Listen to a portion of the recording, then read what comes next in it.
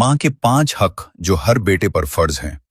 अगर आपकी माँ जिंदा है तो ये वीडियो आखिर तक जरूर सुने, क्योंकि माँ का मकाम सिर्फ लफ्जों में नहीं, अमल में नजर आना चाहिए। पहला हक, इज्जत। माँ से ऊंची आवाज में बात करना अपनी किस्मत को नीचा करने के बराबर है। जो माँ की इज्जत करता है, अल्लाह उसकी इज्जत लोगों के दिलों में डाल देता है। दूसरा हक, वक्त।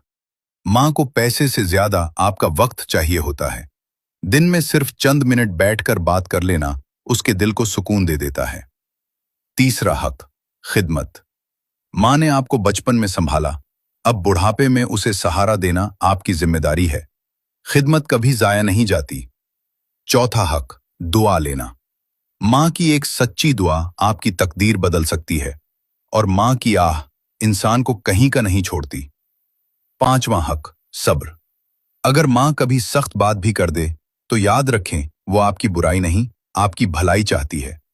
याद रखें, माँ जैसी नेमत दोबारा नहीं मिलती। जब तक वो साथ है उसकी कदर कर लो। और अगर आपकी माँ इस दुनिया में नहीं रही तो आज ही उसके लिए दुआ कर लें।